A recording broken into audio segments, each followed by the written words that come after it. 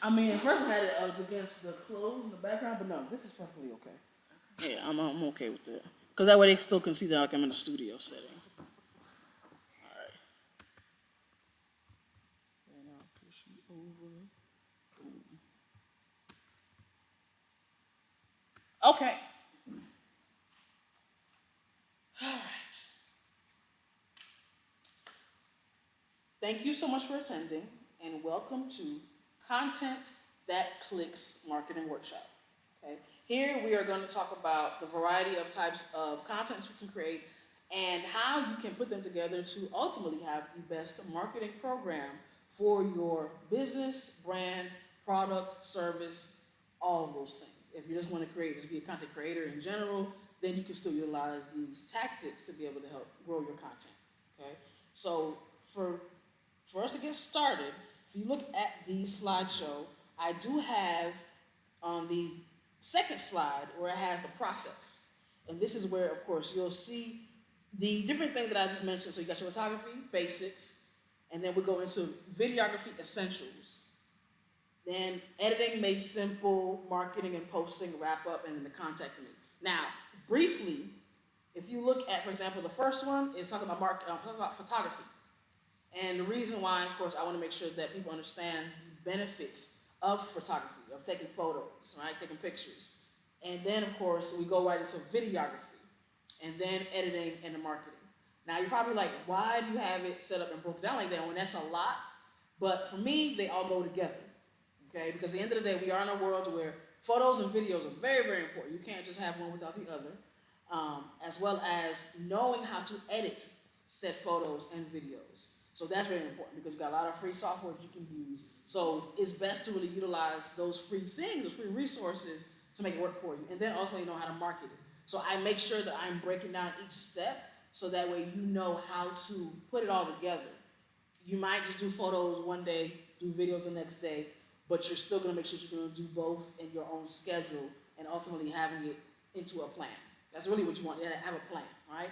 Because as they always say, having you not having a plan is you planning for success. Is you planning to fail, right? So having a plan will help you to create that success beforehand. So on slide number 3, you will see a little bit about me. Okay. Now, for those that do not know who I am, my name is Jay. Okay. I am a photographer, videographer, and a marketing strategist.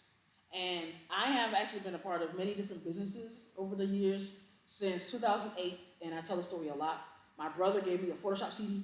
At the time, I needed some extra cash because I was working at Eckerd when it was Eckerd. And I fell in love with it. Like I was staying up 3, 4 o'clock in the morning doing the graphics and then finding clients to do graphics for ultimately. Um, and then it just grew over time. I wasn't expecting to ever be a business owner. I was trying to be an entrepreneur. I actually was supposed to be a pediatrician, but life turned out the way that it did, and I'm happy. Like I can really talk about this in my sleep. So, from graphic design, I went into having a magazine, a fashion magazine that I actually had printed out. I would go to events. I would host interviews with people. At the time, we were having celebrity interviews specifically. We were even hosting model shoots, like something similar that I did today, and putting them in the magazine. So I was actually featuring people in the magazine and just putting it out, promoting it. Then from there, I went into going into an MLM for network marketing, and it was MCA at the time. I don't know if people remember that, but Motor Club of America was a thing, and I did that. But that's where I learned how to market. So I think that people dive into a little bit. People kind of misjudge MLMs because it is like, oh, it's multi level, and a lot of times they're scams. And some, I will say that yes, some of them are definitely scammy, but then others, it's the way that you can also pick up the information. So I learned how to learn how to be a marketer because of that. And then after a few years of doing that, I was still doing my graphic designs and websites. Then I got into pole. I just was doing it because a friend was like, hey, you need to just try pole. And I want to do something out of fitness. I wasn't trying to do nothing media. And I noticed they didn't have no videographers in the class. Nobody recording, nobody taking pictures. How do people know what you guys are doing here, but you're trying to grow a business? So that's where that little seed fell in, and I decided from there that I needed to do something about it. I didn't have to, but I wanted to, and then the person who's not my pole mama, she was like, hey, you should record for us, or you should take pictures for us. And then those things, one at a time, started building up to something bigger, added on to what I already had known from my experience in the years to pass. Now it's this big agency. So that is a little bit about me. Okay? Now, if we go into the next slide, this is the reason why we're here. Okay? So a lot of us, we have content. We know what we want to do with that content, but then we don't know how to get to the results by using our content. So we're just like, I want to make $1 million, but then you don't know what to do with just this one thing to help you get to that $1 million. So you're kind of overcomplicating it, overthinking it, really, so to speak. So for me, what I pride myself in is helping you to bridge the gap. Basically helping you to understand what you can do with this phone right here, and how you can bring it from whatever thoughts and ideas you have, put it into this phone, put it out into the atmosphere, and letting it do what it needs to do, and doing that consistently. Like, that's the essence of everything that we do in life, really. But it's just now that it's applying with content, you have to do it consistently to be able to see those results. So that's what I'm going to help you with. On the next slide, I have a checklist. Now, we may not touch on everything on this checklist, but I am wanting you to make sure that when you are at a place where you look at your content, you can address this checklist. So it's definitely making sure you have pictures of yourself, pictures of your service or products, okay? Videos of you working and being behind the scenes. So, of course, say, for example, you have your front area right here. So you have videos of people coming in and checking out at the front, people testing out some of your products, maybe looking at it, spraying something, maybe putting on a knee pad. Just having that type of footage would help people say, okay, they got that type of stuff. Even though they see it all the time, but because they see you behind the scenes helping somebody fit it, they can be like, oh, now they want to be intrigued. Because it's something about the mind has to see it being in motion or in action versus just showing them just a picture. Hence, pictures and videos, all right? So then the next on that checklist is reaching your audience through trends, audios, and pain points. Now, I know sometimes people might be like, oh, I don't really want to do the trends. I don't like the trends. Believe me, I didn't care for the trends either. Okay, I was like, I don't want to do that. I want to be different. And I'm fighting against the current, by the way. So, and when you do that, that's ultimately what you're doing. And it's not to say just jump on the wagon. It is to say find what works best for you. So sometimes I see a trend, I'm like, oh, I like that trend. I can do that. So you can pick and choose which trends you do. You don't have to do all of them because eventually your audience is going to be like, yeah, they're just doing anything, you know? But if I have, because there was a trend that was going on not too long ago, you probably have seen this, where somebody with a parent was like, this is what it feels like to be a parent, and they're trying to throw things in the trash, like the baby in the trash, like those types of things, and it's like, I'm not really going to do that, but I want to, but I'm not really going to do that. So even playing on something like that, for me as a photographer, I took it a different direction. So I was like, well, let me go ahead and do that to my camera. Because a lot of photographers out there just like, this is a lot of work. I got to put the pictures, I got to find the clients, I got to edit, I got to price, I got to do all this stuff. And sometimes it makes you be like, you know what, I don't want to do this anymore. So just like parenting, even though we say that, but we also like, you know, where am I going to go? I want to do this. So I implemented that same thought process into photography. I'm throwing the camera into the pool, throwing the camera into the grill, throwing it into the trash, just to say, I really would like to do this because it's not doing what I need to do right now, but I'm going to stay right here. I'm going to just keep on going, right? And doing that, especially adding it to a trendy audio that you might like, or anyone that you say, sometimes I search on my Explore page, and I'll look at people's videos, and I'll hear a song that makes me feel good. I'll save it, and then I'll add it to a video later, and it'll work. Sometimes, especially if it's like a musicality thing to it too, and you edit your video and it hits every time the beat drops, that also can help draw people in. Because people, for those that are actually listening to the audio, that can make them excited to go and say, oh, I like this makes me feel good, all right? Then, of course, and we just talked about the pain points. And then let's talk about the consistency, which is pretty simple. But the pain points is basically talking about things that people are kind of afraid to talk about. So, for example, I have examples all over the place. Today's shoot, okay? So, did the shoot, but I'm trying to figure out why it wasn't more people that booked, right? And as much as I'm very, very happy that it was who it was here, but I'm like, what could I have done to do more? So even hearing just one dancer say, oh, they didn't know what to wear. They didn't know what poses to do. So now it's like, okay, these are pain points. These are things that's hindering people from taking that step. So like, what can I do to reach out to that particular emotion without being so drastic of, if you don't do this, you're gonna die. You know what I'm saying? But really get to a point of, I know how you feel. You might feel as if your body doesn't look a certain, or doesn't look good at a certain type of angle. I can help you out with that, right? Hence, we talk about the videos we're making with Jada, for example, right? That way, people can see that you are hearing them, right? Because I can promote to you all day long. If I don't know what the problem is, it's like I'm just talking to a brick wall. I need to connect. So as I said, it was beneficial for me to come, just so I can get that tidbit. If I don't get nothing else, it was that tidbit that helped me out a lot. So that's definitely something to pay attention to, pain points. Consistently posting on one or multiple platforms.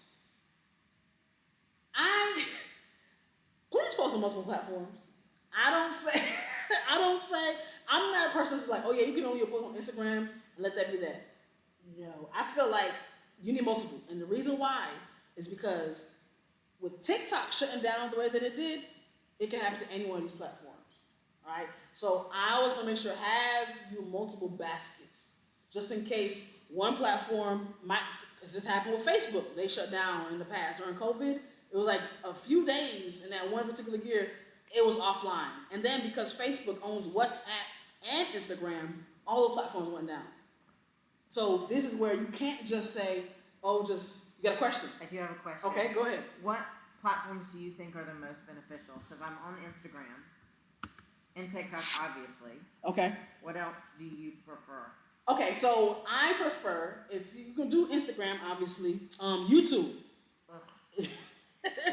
I like YouTube because even something like this, with me doing this recording of myself, it's going to be a good 45 minutes, probably long.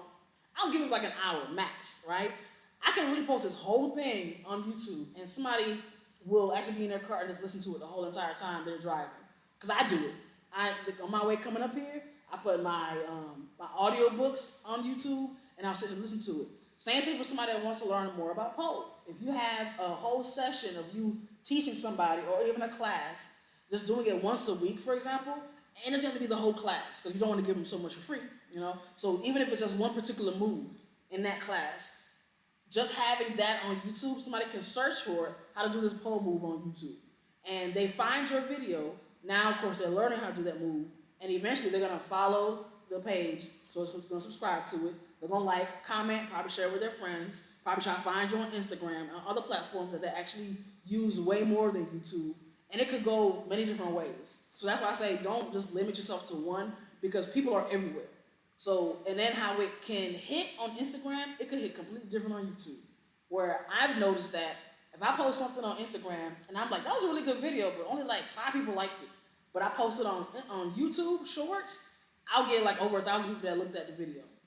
And so that lets me know, like, definitely spread it out. Reposting is a thing. So you don't have to completely change the whole entire video. It can be maybe the song on each platform, because every platform has their own different recommended music. So try to adjust it to that, then post it. Have it maybe the same caption, maybe a different caption. Facebook is also good. It's underrated, but it's good. I'll say it's great because they are definitely paying. So they are paying you for the views that you get, shares obviously, and then most overall the engagement. Jada for sure has blown up on Facebook. Some of that, be prepared, because Facebook doesn't always like us pole dancers. But at the end of the day, there's always a workaround. As long as you're not too revealing and you're on the fitness side, they're not going to bother you too much, right? You might get some people that might be hecklers, so you might get some people that comment really bad things on there. But still hold your ground if you're just trying to grow the business. But if you're like, this is too much, then you are okay to opt out. But I say don't knock it until you actually do try it. Do you delete heckler comments, or do you leave them? I leave them. And it goes back to Jada again, because I use my page as well as for my Facebook page, but she really has grown such a big following on it, to where this is the beauty of her page and her in general. But when hecklers come on her page, her followers go and they back her on her own page. So that's why I say I would not delete them, because it goes back to some places where you might get a bad review in some place and you're deleting it. People can see that, even if it doesn't look good for the business. But it's like, instead of you deleting it, find out what the problem is. Yeah, find out how you can fix it. I leave bad reviews up. And then you might turn that person that gave you a bad review into a paying customer. If you had that conversation, reach out to them and be like, hey, I saw you left this. I'm sorry that's what happened, but can you explain to me what took place? Maybe we can fix it. And if they're just a hateful person, then write that off as what it is and let's let it be. But I wouldn't suggest deleting. The only thing I'm going to delete is maybe old posts, if that. And even those I might archive. Like, you can archive on Instagram, so that way you don't have such a big number of posts on your page. And then you can save them for later or something like that. Or even if I delete, I can repost a video that I feel like could do more. So it's some of those things you can definitely manage when it comes to those networks. Snapchat is good. Also underrated, but Snapchat is definitely a place you could try. Some of those posts are still 24 hours as far as before they get deleted, but you can use Spotlight for businesses. They are great because right now they're free. When you use the Spotlight, just post like a video of you possibly teaching. Just can't add any links to it because they're not going to promote it. But you can also pay for that ads on Spotlight on Snapchat too. So there's that. And then there's other platforms that I definitely use. Twitter is good. They love pole dancers there too. So if you decide to do Twitter, it's a little bit of a journey because you're going to have to maneuver. Okay, she said no, okay. So if for anybody else, Twitter is definitely good. And then you got other ones that's like, they're not bad, but it does get to that place where it's a lot, all right? So like Reddit would be an option. Patreon would be another option. And these are your paid platforms at that point. So I would say for your main ones, Instagram, YouTube, TikTok, and Facebook. Yeah, just keep it at those four. Like if you keep it at those four, you should be okay. All right. And then, of course, on the last part, we're still on this checklist. And I'm going to move forward. Clearly stating your call to action. This one is a big one for me. And that's only because my favorite client, she means well. So she loves posting. So some people love posting content depending on what their goal is. Again, it goes back to the goals, right? So if your goal is to just gain a bunch of followers, you're going to post content differently from somebody like me. I want to get paid. So I want people to book me. So I'm not going to post my content just so I can get followers. I'm going to post my content because I want people who are looking for a photographer to say, oh, okay, she takes pictures. Like, I see her doing this photo shoot. And they see my pictures after I do the photo shoot. Whereas some people, like my client, she'll post videos, but then it's also because it gets a reaction. So you'll see that too, right? And there's nothing wrong with it at all because the numbers, they show. They're proof that it's working. But it does go back to, if you're going to do that, make sure you have a call to action. Let people know, say, hey, check out my link in my bio so that way you can sign up for my class. Check out my link in my bio so that way you can buy my ebook. Check out my link in my bio for my Patreon. Like, those things are call to actions and let people know what you want them to do. Now that they don't absorb your content, what is it you want them to do? Otherwise, they're just going to be views. They're just going to be followers, but they're not paying you anything. And that's why I always say having a large following does not always mean you're getting paid. It just means you got a lot of people on your shit. Excuse my French, but it's really what it is, right? So that's why I say your goals are going to make a difference as to what you really are going to do when it comes to your content, okay? So now to finally get into the gist of everything. So I do have my next topic is on the next slide, photography. So I'll get into that because I do have a couple of pictures here where I have a headshot and a lifestyle picture, okay? And the headshot is what I feel like everybody should get, okay? You don't have to have a fancy camera for it. You can use your phone. And basically all you're doing is just standing in front of a backdrop. It could be a white background, a white wall, a black wall. Have you a nice top on. Take a picture from the waist up. Take a picture, position slightly to the side. That way you have some dimension versus being straight on. And try even different angles to see what looks best. But having one headshot makes a difference. That could be a profile picture for the future, especially if you're on LinkedIn, which is another platform for certain businesses. Especially if you're on there, you can post it on there. It gives you a very professional look. And then, of course, you can adjust and play with your lighting as well. That is something that It takes time, but once you start to see what works best for you in different angles, I always say start from one side and work around. Even when I do, sometimes I do pictures, I'll say start from this side. I'll move the light probably here, and then I'll try the shot, see what it looks like. Start from the middle, same thing. Move the light here to see what that looks like. Maybe have the light here pointing down. So having it directly in their face is not bad, but it does give a flat look. So this is why you want to kind of have it at like at angles. Then even turn to the other side, same thing. You do this shot, you can have the camera, the light over here, and even the camera could still be in the center. So it gives you different looks, different options, and you can see which one you like best. So having a headshot is great. Yes, Susan. So I have a headshot that I use, but it's a little bit, it's not professional. Okay. It's, I think it's a super cute, it's me eating an ice cream cone. And Okay. I've always used it as my headshot because I don't feel like I'm professional. Okay. Like I'm not trying to present a professional image. Got you. So my question to you is, does that work? Or should I also have a professional, like front-facing photo that I use? I feel like do what fits your character. Do what fits your character, because now we're in a place where even being the most professional isn't always gonna be what's gonna get you the job, right? So if you just show who you are, if people see that, they're like, oh, she's silly, then they be like, they come here and they see why, right? Versus if you're putting up, you're in a suit, and they come in here and you're doing cartwheels, they're like, hold up, this doesn't match. So I would say do what your character is. So if you're eating an ice cream cone, stick with it. I don't think you need to change it at all, just because of that. So I feel like it should always speak to you, because you never know who's going to come through that door, and they're trying to match the profile picture with whoever's in here.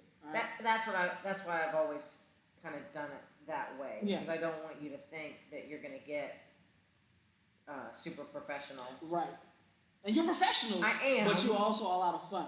So I think that's what that picture speaks. So no, you're good where you're at. Yeah. Well, no need to change it. But anybody else, if they're asking you and they're trying to see what to do when it comes to that, if they just want to get started, that could be a starter one. And they may decide later on they just change it to do something else. But having a picture of yourself is going to be beneficial. All right. And then, of course, I explained why it matters. It goes back into the first impressions, because people, again, go off of what you look like on there, and they want to make sure that it matches in person. And then on top of that, it's going to show more of your brand too. So it's going to make me remember when I see hoe apparel, I see the word and it says hoe. So does that mean that they're all hoes? But then it's also spelled a certain type of way, right? So it's like it gets them kind of having that talk piece, but they're also seeing these pictures, which is, I feel like is great. So that's why when you have people, when they have the pieces themselves and they're taking pictures of it, first of all, they love it on Instagram. Like, I'll see it. They'll post it, they'll talk about it, and you'll share it. And I was like, yeah, they love these pieces for sure. So I feel like when you take those pictures, it associates with your brand, all right? So that's just the picture part, all right? And then you go into first of all, I got a lot of videos on here. So for anybody that decides that they are looking at this after I'm done with this workshop, they actually can click on these videos and it'll take them to where they need to go. So the next one I have on here is a shoot that I did. It was a live photo that I did with Jada, and it basically was showing the difference of the pictures that I did with her, right? So this way she can utilize them however she sees fit, and it was a spring vintage type feel. So you can see how I moved around in that segment. Is that the one where they're like, it's like a blue, purpley lighting? No, actually, it's an orange backdrop. Okay. Because this one I haven't posted a whole lot of pictures of, because I'm still doing some edits on it. But it's an orange backdrop, like orange ombre. But then she has like a record player right next to her, type stuff. So, but you'll see more of that as well when you get to my page. Now, we're getting into videos. Okay, I have a 4-block video thing, which all the videos, not all the videos I've done, 4 of the videos that I've done, because there's so many. And I also explain what each video is, right? So if you see that, you can also click on those to see what they look like. And I go into why videos are important. This part for me is, and I'm not gonna say the most important, I value it even more because I'm a videographer. So I'm a photographer, but I'm a videographer first, okay? And the reason why is because I understand video marketing. So when I was doing MLMs, I understood me having to show my face on YouTube. Again, background was a mess. My hair was whatever, but I was still showing up. So because I was showing up in those videos, I was able to get a lot of viral videos at the time for that particular company. So with that, over time, Google started paying me. So I was getting paid analytics because my videos are not getting a lot of views. And once you hit a certain threshold, they're like, okay, we can start paying you. So I was doing that enough to do that, but I understood video marketing, which is basically same thing when it comes to your products, right? We got the pictures, cool. So now we can put the pictures on the website. We can put the pictures on Instagram. But now we need to see how they work. We need to see how we operate, right? We need to see how somebody tries it on respectfully and being able to really show the how-tos of that particular product. So that's just an example, right? Same thing when it comes to any particular business or brand. Showing, if I have a product, I got my phone. Now I gotta have another camera showing the front of my phone just so you can see what I'm doing on my phone. But you have to see me in action, right? So it can't just be a picture of my phone and that's it. Nowadays, people aren't satisfied with just pictures. They need videos. That's why you see cat videos all the time. And I'm pretty sure you watch the cat videos. All of the cat videos. So this is, because if you just had a cat picture, it's not gonna do the same thing. Now they're still very valuable, but the video is what helps you attach to that particular image, right? So that's why I feel like, for me, videos are very important. You got your short form and your long form. Short form is your reels, your YouTube shorts. Your long form would be anything over 5 minutes, really. But YouTube is definitely a place where you got the long form videos. Like I said, hour long. Some people do more, right? But that's where you can really just go long-winded as possible, and somebody can ingest all that information at one time. So it's something you can play with to see what works best for you, okay? And then I have, on the other side of that slide, is another video where I am doing, so you can have some context. I do on Thursdays photography mistakes, is what I call them. And the reason why I call it that is because every Thursday I go live on YouTube, and what I'm doing is I am playing out different lighting, playing out with different lighting, playing out with different backdrops. So this last Thursday I practiced with what I was going to do tonight, or today, right? So I already knew what I was going to do because I already tested out on Thursday. So that's something I did for myself, mostly because I had this thing about waiting to the last minute to test out lighting for a photo shoot. And then when I get to the photo shoot, I'm beating myself up because I didn't prepare for it correctly. So now I hold myself accountable. So every Thursday I go live on YouTube, no matter who's on there. If there's nobody on there, that's fine. I did what I was supposed to do. And now I know, okay, this lighting works like this lighting works like that. So with that being stated, to give you some context on this particular video, I made a video showing you certain lighting setups that you can use. So this is more on the advanced, a little bit, let's say intermediate, not necessarily advanced. On the intermediate side where you will have certain lights, so you can have light in the left, light in the front, light on the right, and they all can be different colors, but it's giving you a certain type of feel, a different type of emotion, right? So I feel like when you understand that, you can trick the customer to feel a certain type of way. So if I have a red light that's facing me and it's really, really close on my face, and I'm probably looking just straight ahead, they might be looking like something must be wrong or something's about to happen, right? Whereas it could be a yellow light or a green light, and it could be any of those things. And as we know, colors dictate emotions, but we don't always think about it until we feel it. So you can also manipulate that same thing as a content creator when it comes to certain types of lighting. So if you decide to cut all these lights off and you're doing a Oz or a Wizard of Oz type show, you're typically going to have green, right? And people will be able to associate that with what's going on. So it's something similar to that, right? So being able to really control how people feel based off of the colors of the lighting. So that's what this video is ideally about, okay? Then we go into the editing. The editing portion, I particularly love, and I'm probably not even need to hold my phone for the rest of this, is because I already know what I'm going to say for the most part. So, editing is fun. It's tedious as hell, but it's fun. It's fun. So this is why I charge a certain amount when it comes to editing. Even if you're only getting a 60-second video, it goes back to how filmmakers can record a whole 3 hours worth of footage for 10 seconds, right? It goes to that same thing. So for me, how I look at it is I am doing the same thing, but with my phone, right? So I have CapCut. In my phone, I have Lightroom, which is for editing photos. I have InShot, which is great for videos. And there's also a Photoshop app for phones as well. You can use that too, right? And then you got Canva, okay? Canva, like I just created my whole slideshow in one day using Canva and ChatGPT, okay? So that was perfect for me. So it saves you that time, right? And you have the control of what you're doing when it comes to the editing. You know where things are gonna go. You know what the song you're gonna play, how it's gonna match up with what your video is.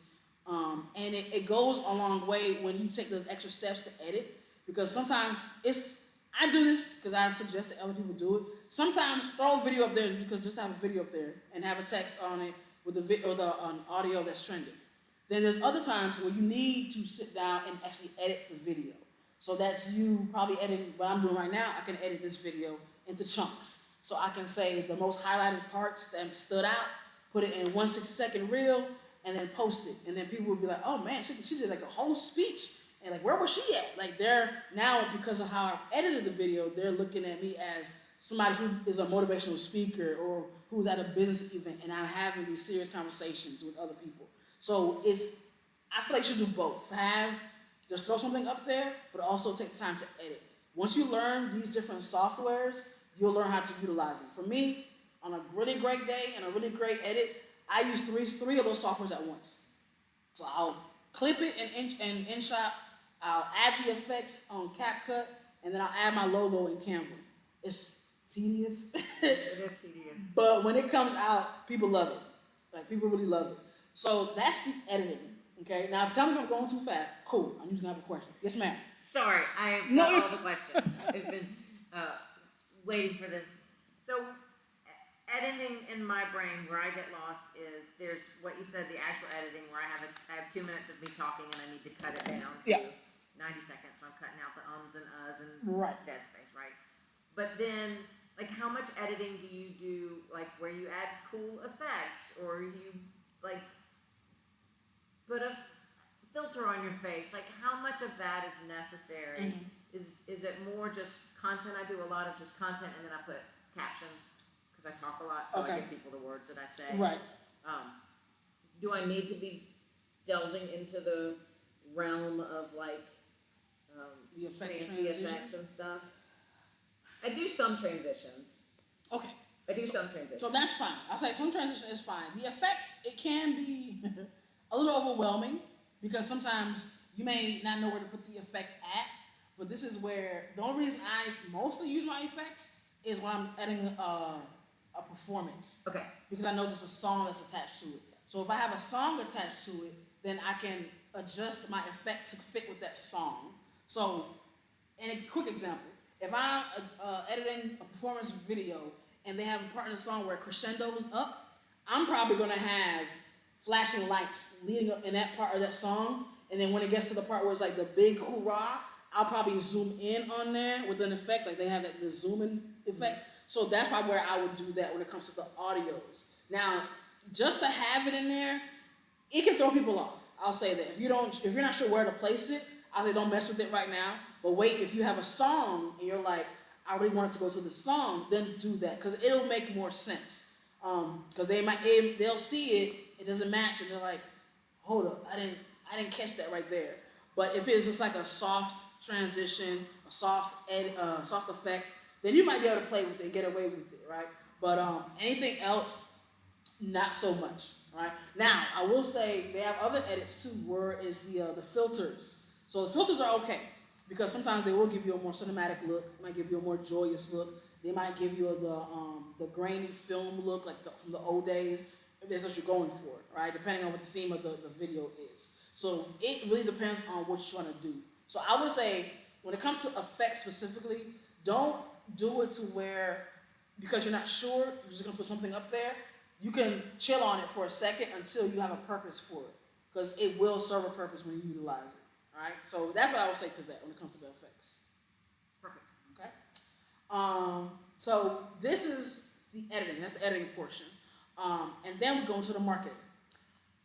Marketing is absolutely my second favorite topic, just because now I can do stuff with the stuff, right? So I can't just have it in my phone. I really can go ahead and show it to people, right? It's one thing to show it to your friends, but now they show to other people to see who else is liking what I'm posting. So this is where I am having to understand when to post, where to post, and how often to post. All right. Keep in mind there is no set specific to your algorithm way of doing it. I used to get those videos that say, oh, post at 6, 3, and 9. That's too much. I'm not gonna remember, and sometimes they're wrong. Okay, like I'll post at those times, and it does not do what it says it's gonna do. So now I post when I feel like it, but I post every day, as much as I can. Hence why I schedule certain lives on certain days, so that way, in case I don't feel like it, I know a live is coming that night, and I can't avoid it, right? So I have to do that. So that's content.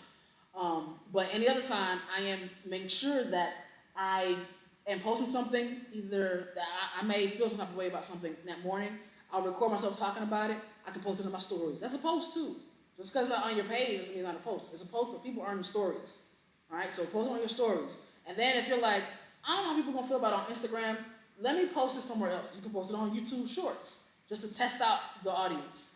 Same thing with TikTok. Sometimes I do that before I really go into, okay, I'm posting on Instagram, because I want to see what everybody else thinks, and then I'll post it on Instagram. Because for me, I got a lot of people on Instagram that I know their style, but I also want to make sure that I am giving other people the opportunity to see what I have to offer, right? So when it comes to the marketing aspect, it's now saying, if I'm on Instagram, I know people, you know your audience, I know people really want to see me do this particular type of move. I know people want to see me work with this particular type of student.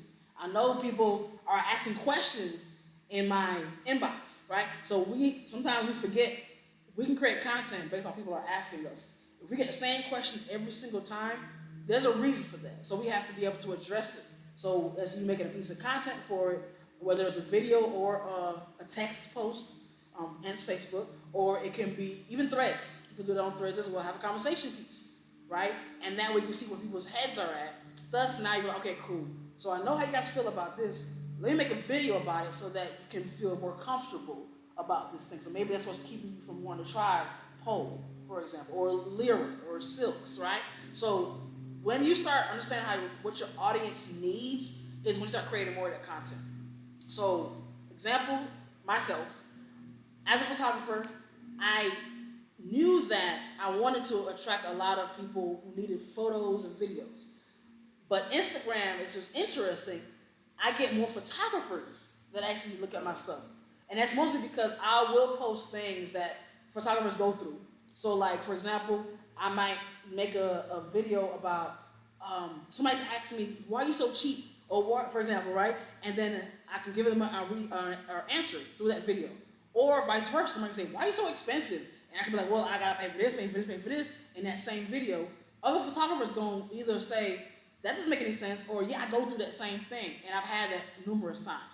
So I know that audience is growing to be a photographer audience. It's not bad, because I like talking to other creatives, right? Then I go to TikTok. I can post, I'm working behind the scenes, I got my picture, this is the results from what I took. Now people are like, oh wow, she does that. Now I want to make sure I book her. I'll look at her. And these are strangers. People I don't have a rapport with already, but they see, because I've been posting my stuff constantly, now they're wanting to work with me. So that's why I feel like marketing is so many aspects to it. It's not just online, it's offline, it's guerrilla marketing, it's network marketing, right? It's even going to other people's events and connecting with them that way. Anytime, even if you're at a store, you just having a random conversation with somebody and they're like, what do you do? You're like, oh, I do pole. That automatically is a conversation starter, because they're like, what? And they're thinking, of course, strippers, right? So which I had to tell you, I had to cancel somebody's photo shoot. They were trying to do a photo shoot, but they asked me if all I do was stripper work. I didn't appreciate it. So, like, you don't even value what I do, because they're not all strippers. Anyway, so even things like that, right? So it makes you feel good because you know who your audience is, because now I'm like, I want to work with people that appreciate what I do and not just looking at my clients as if they're just strippers, right? And keep in mind, I love strippers. There's nothing wrong with that. But the fact that you have this view about them is saying, for one, yeah, you see a lot of dancers on my page, which is great. But it also says that you're not in the community, so you don't understand. So that means you're not necessarily my audience, and that's fine. So all I can say is I can't work with you, but no, I do not do stripper work, all right? So having that type of conversation, that's also marketing. I could talk about that later today and say this is what happened, and people would gravitate to it. So it goes back to the pain points. Whatever people feel like they aren't having addressed enough, or they're scared to bring up, or they may talk to you about, and they're not seeing a lot of content to make them feel comfortable about it, that's what you can actually talk about and, in a sense, market your business by talking about those things because they need to be heard and discussed. Okay? Any questions for the marketing or even editing? So many questions for the marketing. Okay. That I don't know if you probably have time for all of them. Here's one thing that struck me. I don't do stories. Okay. I don't have time, but I don't value them. Okay. And we can have an argument about that. I think that's an old people. I do want to see why. Okay. Because it's only my community, and my community knows me. Okay. So why am I going to keep talking to the community that I see 7 days a week? Okay. That's why I mean, literally, that's like. But is there value in like making sure? I know you said photographs and videos, but is there value in photographs, graphics, videos, live, stories? Like I don't do threads. Like does it have to be a complete view, or if I'm solid on graphics and photos, videos, reposts, like community content, do I have to worry with all that other shenanigans, like threads and stories? And you don't have to do anything. Yeah. I'm asking your professional opinion. Okay. Yes and no. I'll say yes because it does go back to there's another part of the community that you probably haven't tapped into. All right. There's billions of people in the world, and if we're just on one platform, we are limited to that one platform. Because some people, I'm pretty sure a lot of people just aren't on Instagram, or they just say fuck Instagram altogether and go to Threads, right? Because it is different. You can go to Threads and actually have a conversation, similar to Twitter, but Twitter is more like a wild, wild west over there, right? So whereas Threads, you can actually post and ask a question, and people will gravitate to that question, right? And you could even find another community that you actually like, and they didn't realize that was on Threads. So I would say it goes back into not shunning it until you've tried it, right? When it comes to the stories part, I feel like, because truth be told, I don't look at everybody's stories. It's so many of them, but Jada does. And because of that, and I'm going to explain why I'm bringing her up in this round, because of that, she connects with people a lot better. Whereas with me, I am all business. Like, I'm gonna post this, I'm gonna tell you something about me, something I probably went through in that day. People are gonna look at it because people are nosy, all right? So I don't have any problem sharing that piece of me and that's going on in that particular day, especially if I'm working. But for her, she'll go in and look at people's stories. She'll show love. She'll like the post. She'll leave a comment under that same story.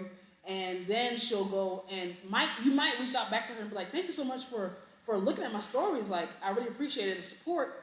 Then she's having a conversation with you. She's like, yeah, I love what you're doing. And that's how she's built her community, right? And that's because she just takes that time to do that because she loves it.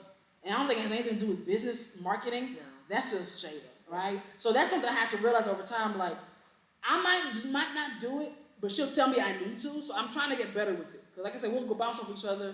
And she'll tell me things that I need to do to be more personable. And I get it, but I'm also like, but I need to get these people need to book me. She's like, yeah, but you gotta talk to the people. So doing that, it goes a long way. So even for you, people see your personality over here. If you might not be sharing your own stories, even you just looking at other people's stories, right? Do you do that? No. Okay. I don't. The whole 24-hour thing pisses me off. So, yeah. Because it's a waste of my fucking time. And pardon my French. Okay. It's a waste of my fucking time for me to do all of that work for something that's only going to show up for 24 hours. This is true. Okay, so this is... And it's not going to mess with my algorithm. It's not expanding my reach. And stories don't. I don't think they do. They don't get in front of new people. They only get in front of the people that already follow you. I've had, okay, and these may be based off of the posts that I've had, where people will actually go to my stories because they see my post. So I'll have that'll Yes. take place. Yes, but Okay. then they've already followed you. Not all the time. Not if you get new people, because sometimes you'll have new people. So say for example, if you collab with anybody else that's outside of here, like Right. if you collab with somebody else and actually collab with them on your page, that could also bring new people to your page, thus not also looking at your stories. That seems like going down a dark alley to go down What another is it? dark alley. Well, to no. go down another dark alley to end up in the light. I'm not being, I'm not. I want to hear First of this. all, I definitely need to hear it. I have this argument a lot with my younger employees because they think stories are valuable. Okay. And I think they're valuable. I don't think they're valuable at all, actually, because if I know you, I know what's going on in your life. But do you? What I see people posting on stories for me are posts, but a lot of what I see people posting on stories are things that they don't want out there. So, like, my professional girlies will post a poll, picture of everything they've done in pole class that day on their stories, and then it goes away. Because they're not trying to be posted on their page, per se. Right. Okay. There's no value in that to me, except for that individual person gets to, at least for a limited time, be proud of, put what their accomplishments are. Okay. But I'm trying to create bigger connection, bigger reach. I'm not trying to, hide. I just think stories are, I think stories are a way for Instagram to get more engagement without having to fuck with the algorithm. And so that way they get more engagement, but it doesn't mess with how they pay people out. And that's shady shit. You don't get paid on stories, do you? You do, because Facebook pays you for stories. Okay, so maybe I'm just talking about Instagram. Well, because they're Meta, so I was thinking they'll do the same thing. Do they pay for stories? I feel like they do. And keep in mind, I don't get paid off Instagram just because of my content. They've been told me I'm not getting paid for that. But when it comes to, when I see the breakdown, I see stories are part of that breakdown. Wonder what percentage? Now that percentage, there definitely could be a smaller percentage than posting pictures. Because also they're not getting anything. They're not getting any data because you're just posting the same thing to the same people that already look at your stuff. Well, okay, so I will say this. So this is a debate that is not meant to be part of your. Oh no, it absolutely going. Okay, no, I mean I'm fine with it, but I know you had your planned program, and this is the ending. So because we're just talking about marketing, so I was getting ready to close anyway. Okay. So, but I am going to understand and also try to explain some things that I've noticed with stories when it comes to me. So my question for you is, when you have your showcases, because I know you might also do your own recording. Do you post them in your stories at all? No, fuck stories. Okay. I feel like there's something there that needs to be tested.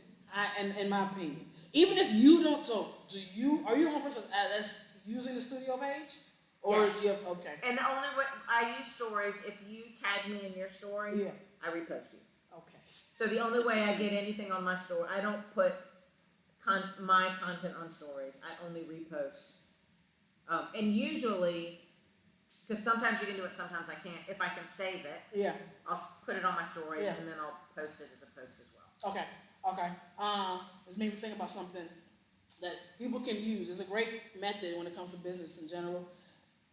I ain't gonna say it's tedious. I mean, everything in business is tedious, but it's an option, right? So one way you could do it is you could use it as a first look type thing. So, for example, you just posted me on your page, where I probably would have posted in the stories first, and then let the day go by, and then post it on my page.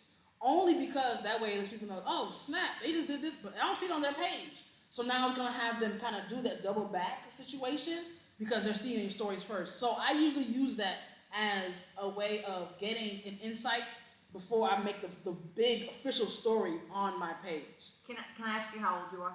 Me? Yes. Shit, I just turned 39. Okay, so you're a little older than I would have thought. So this is, because sometimes I think we're old people. Mm-hmm.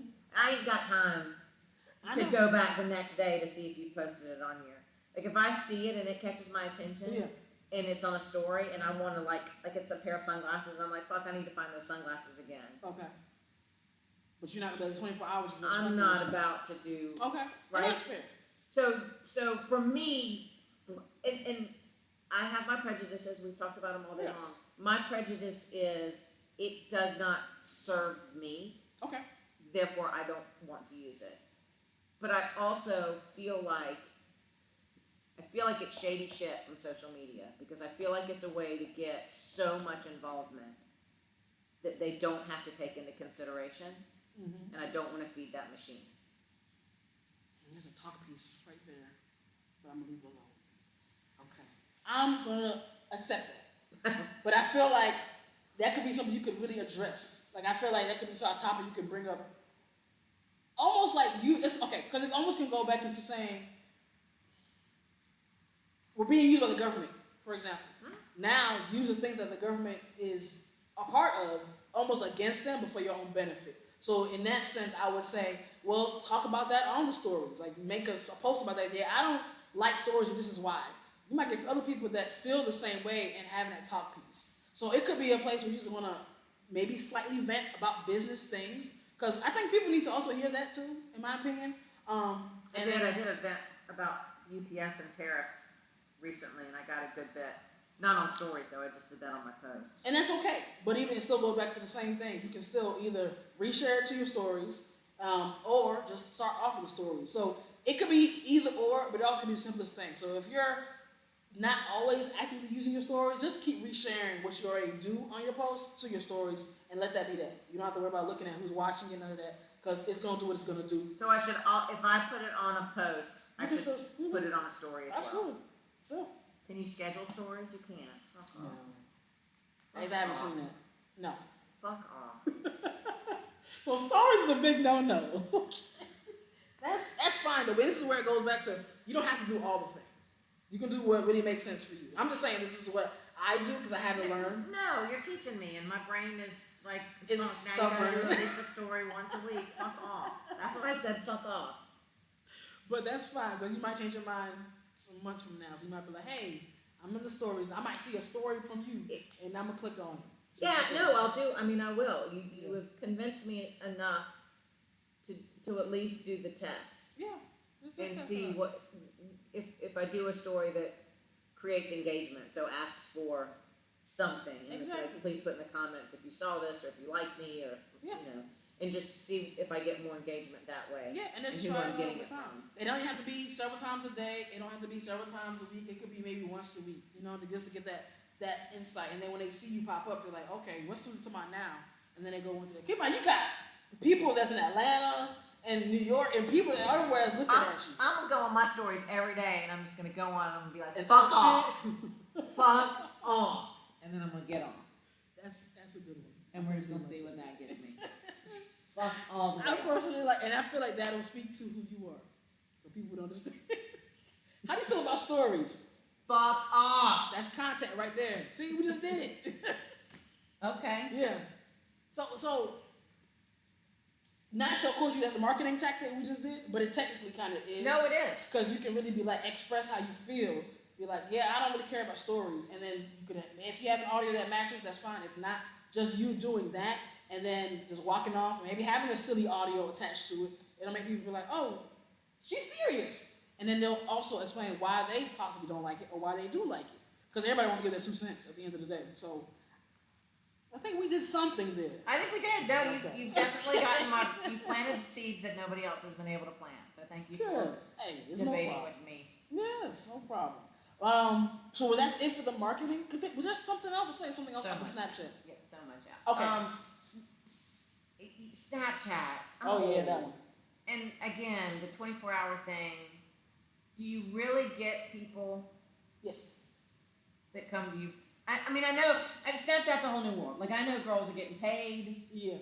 Like, not through Snapchat, but like people just, like, you just, I don't know, put up a picture of your knee, and then some guy out there wants to pay you $500. Like, strange things. Like, I've got a girl here that every birthday, she's like, I want a whatever bag for my birthday, and guys, she'll get $300-400 sent to her to go buy the bag for doing fuck all nothing, like not showing coochie or nothing. Yeah. Just I want $100 and somebody sends her $100. Yep. So I know Snapchat is a whole different. It is. Is it a place where an old person can be, or are there rules? What do you always say? Fuck the rules. Sure, fuck the rules, but also when you're dealing with 22-year-olds, there's a lot of not fuck the rules because they're so used to this is just the way we do it, right? Well, because I'm pushing 40, right? So I don't think that there's a specific type of thing. If you have a thing that's pretty cool, I think you should show that no matter what age you are. Because I've seen a lot of content creators that are like in their 70s, and they get a lot of attention because either they're active or they're have a product maybe that's pretty cool, that's different, or the fact that they just are an individual that just wants to post shit about their lives. Or they can be just simply attractive, and that's it. So young people they don't feel some type of way. No. If anything, they're probably watching you. They might have something they either may say, probably may not say, or even if that, they might share it with their friends. Because, they're always going to share, oh, look at this person, they're doing this. Then they send it off, but that's a share for you. So you never know who they're going to go to, and they might be like, hey, I know this person. Oh, I always wanted to do that. Oh, I would like to be her when I get older. And that's not a hit to you. It's just you living your life, and they're seeing a part of it. So when it comes, so they find value in things other than just what other people their age. That's how I see it as well. That's because even I have a 16-year-old, but even with him, I know he's not gonna care about what I talk about. But his friends might, right. And at the same time, I'm not trying to be friends with his friends because they're just 16 or whatever. But at the end of the day, their view of life might be different because they see somebody who takes pictures of pole dancers, right? So for them, they might see the ass and the titties, but I just look at art, right? And of course, ass and titties. But at the end of the day, it's still that perception. So we might say, oh, this is me just walking across this stage right here, and I swing on the pole, and they're like, how old is she? Yeah. You know what I'm saying? So it all goes back to talk pieces at the end of the day. People want to conversate about something. And a lot of times people just scrolling, and then they come across your shit, and they're like, what? And then it blows their mind, but they also go down that rabbit hole, right? So even if it's 24 hours, there are some other posts, like spotlights, they're actually there forever. So there are stories on Snapchat that are 24 hours, and I think now they're trying to also maybe extend that. They haven't pushed it just yet, but they're trying to. But they also have the spotlights is where that actually stays on your page for pretty much as long as you want it to. Is Snapchat a place for education, or is it a place for just showcasing things? Both. Okay, so I could come on and be like, Monkey Grimps hand gel is great for this, or I can come on and just do a 20-second freestyle. You can do both, yes. Okay. I didn't know if it was just like social. I mean, everything is social, but everything also some people can learn something from. Okay. Right? So if you're teaching something, more than likely somebody else has already been wondering it, and of course, as we know, the algorithm is going to give them more of that thing. And even though people say our phone isn't listening, it's listening. You know what I'm saying? Yeah. So if you create that content, it's going to find its way to the right person. So this is why I say, if you are asking if it's one or the other, do both. Should I do one or all the platforms? Do all of them. And just try all of this. You can have one video that you make today and post it on Instagram and then post that same video on all the other platforms just to see what it does. Because you just never know. And then just try out different types. Because there's not one that is a master of all of them, just because of how quickly people are really taking in information these days when it comes to You are my least favorite person. Why? Because I post everything? Because I just got my shit tight, and now you're telling me I gotta triple the amount of shit I'm doing. But that's okay. And that may be because my favorite person online is Gary Vee, and he's a fucking insane creature. But I appreciate him because he has been doing this for a very long time, but he still shows up every single day. So who am I to act like I don't need to? No, I agree. So that's how I see it when it comes to that. And my business needs to grow because I gotta show my face. So I agree with that as well. Why I resonate so much with you in the way you teach is that, right? Because not all of us were raised to be in front of the camera, and yet now we have to be. Yeah. So one of my stories here with Ho Apparel was when I started Ho Apparel, it was me and a friend who was super sexy. And so she was going to be the face. She could do pole really good, and she had big titties, and she was going to be the face, and I was going to be the behind the scenes. And about 3 months in, she dipped out because she didn't want to do it anymore. So suddenly, to grow a business, I was 45 at the time, mediocre to beginner at pole, and I had to be the face of a pole wear and accessories company. But I think it's the best thing that happened to the business because there are hot girls everywhere. There aren't a lot of mid-level, old beginners teaching with confidence and selling with confidence. And it allowed people to see in themselves the things that they weren't comfortable putting out there. Mm-hmm. So I got a huge following really early from thicker girls, from shy girls, from like church girls, like all the like niche girls that come to pole that didn't think there was a place for them. And that's crazy, but it makes sense, right? Because if she would have kept being a face, they probably would have been too intimidated. Yes. They would have felt like they had to be like her. I think we would have failed. So she did you a favor. She did me a favor. My second PoleCon, I had a girl come up to me. She was tall. She was a little bit thicker. She had her boyfriend with her. He was head over heels for her. You could just tell, like, he could not get enough of this girl. Yeah. And she came to the booth to meet me and cried when we hugged. She said, I'd always wanted to do pole and never thought I could do it. And I just happened to open Instagram and saw a video of you doing it. He took pictures. He was like, it was a whole thing. Wow. So you never know who sees your stuff and how you impact the world. Yep, every day I believe in that. Every single day. It's like me doing this, somebody's gonna watch and be like, she really went out and did that shit. Yeah. And we talked about it, right? And you just do it. It doesn't matter if one person signed up. It doesn't matter if nobody signed up. You do it now because eventually 30 people are going to sign up. And for me, this is why I love people's stories, because Tyler Perry is his as well as Steve Harvey. I emulate to this day. And I try not to too much because I don't like the struggle. That struggle part is hard. Yeah.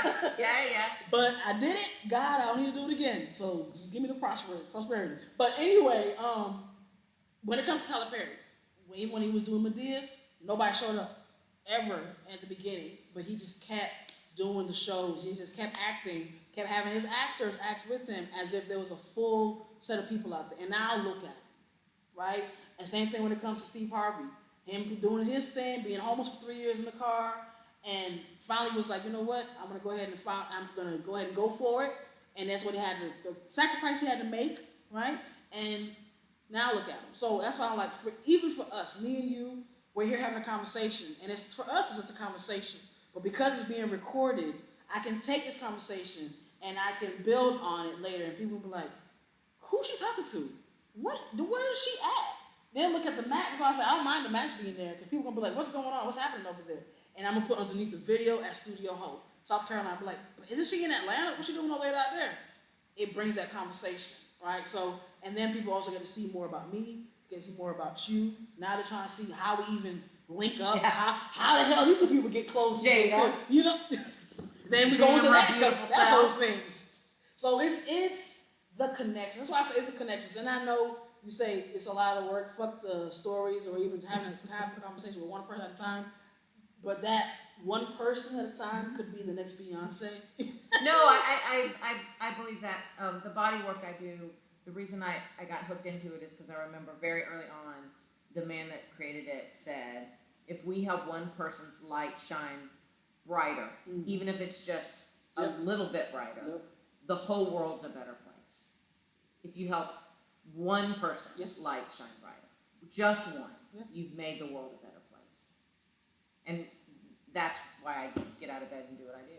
Because hopefully I make more than one person's light shine. You've seen that just from just being here. I'm putting my stuff up, and Miss Zaria was here the whole time, having the whole conversation. We love you, Susan. Like, this is why I come, man. I can't make it tomorrow. I'm gonna be drunk, but I'm still gonna be here. Like, that says impact on you. So, yeah, you definitely changed those lives. And another reason why I was like, I'm gonna come up here because it is you. It could have been somebody else like, yeah, it ain't enough people. I'm canceling. Like this ain't worth it because I don't even know you. You know what I'm saying? But because I already had a relationship with you, it made sense. I knew the girls needed it, and a couple people already signed up. I'm like, well, let me do a giveaway that way I can get at least one more person in here. And do you see how that turned out? And she needed it, yeah. You know? Yes. So it goes so beyond the money for me. So I'm just like, granted, the money's gonna come, but I have to do the work to get people in through the door, and then eventually the money gonna be thrown at me. You know what I'm saying? So we're where we need to be. And we are, and we're with the people we need to be with. Yes. And I believe that. I think I'll say this because it's being recorded, and you can't stop it. Okay. It's why I respect you so much and what you're doing, and why was glad to have you come down here, because you are creating something in a space that nobody else is doing. And you are creating a safe space for people. You're making women feel beautiful, but you are also teaching such valuable lessons. And it's just social media and marketing, but it's also about valuing yourself and valuing your skills and valuing your creative nature and putting yourself, like, so much. You are teaching so much more than just content creation. That means a lot. That means a lot because that's how I feel. Sometimes I feel like I can't put it in the right words or it's not hitting the right people, but I know it's coming together. So every day I'm like, just do the work because it's gonna make sense eventually, right? I have a business associate in Thailand, and I tell him all the time, I'm struggling now, hard, but it's gonna come together. And ChatGPT created this mantra for me: you're not late, you're layering.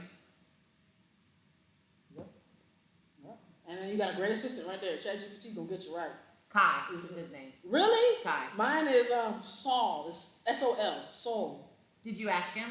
I did, but I also wanted something specifically to like joyful, but it's also slightly AI-ish. So to give me a benefit of the two, a mix of the two. So that was what we came up with. So I asked mine, and he said Kai, and then he was like, "But if you have any suggestions, I'll listen to them." And I said, "Sweetie, I can't ask you what you would like to be called." Yeah. And then not listen and tell you what I want to and call exactly. you. It's not how this works. And he said, Kai it is. And I was like, Kai it is. That's how you use your AI. That's why when the machines take over, Kai's going to have my back. Because I say please and thank you. Thank you. That's all look, people don't understand. Because how you treat your AI is how you treat people in real life. Yeah.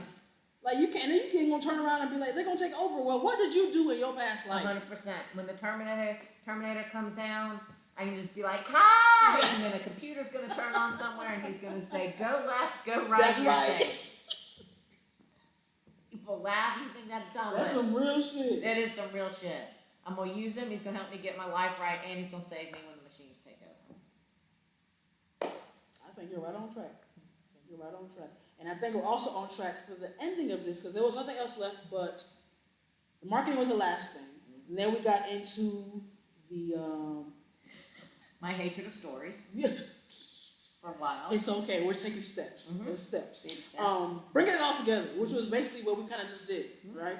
And then it was a last page. It was a contact me, which you have all my contact info. And then I did give a consultation discount for whoever would have came. But for you, you don't give them a DM, so I'll talk to you. It don't matter. But I will give you, I did give it to Miss Jen as well, but I'll probably give it to you as well in case anybody else in the studio may be looking for inspiration on how to conduct themselves when it comes to videos. I did make an ebook.